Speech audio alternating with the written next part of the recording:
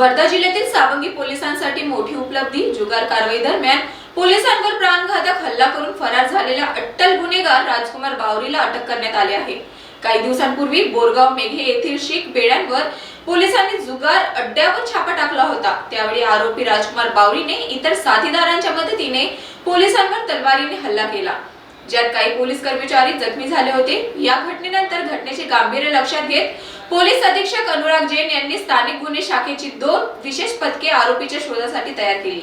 नागपूर, अमरावती, अकोला यासह अनेक ठिकाणी शोध घेतल्यानंतरही आरोपी पोलिसांना गुंगारा देत होता। शेवटी मुखबिरांकडून मिळालेल्या माहितीनुसार तो इंदोरला पळून गेल्याचे उघड झाले। मिळालेल्या माहितीनुसार स्थानिक गुन्हे शाखेच्या पथकाने इंदोरमधील हॉटेल, लॉज आणि रेल्वे स्थानकावर कसून तपासणी केली।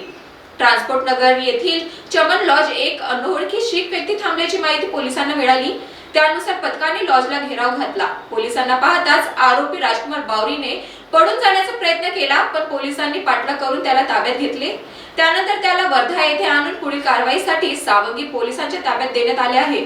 या अटकेमुळे पोलिसांवर हल्ला करणाऱ्या गुन्हेगारांना योग्य तो संदेश मिळाला आहे। वर्धावरून सतीश काळे यांची रिपोर्ट, महान्यूज 7 नागपूर।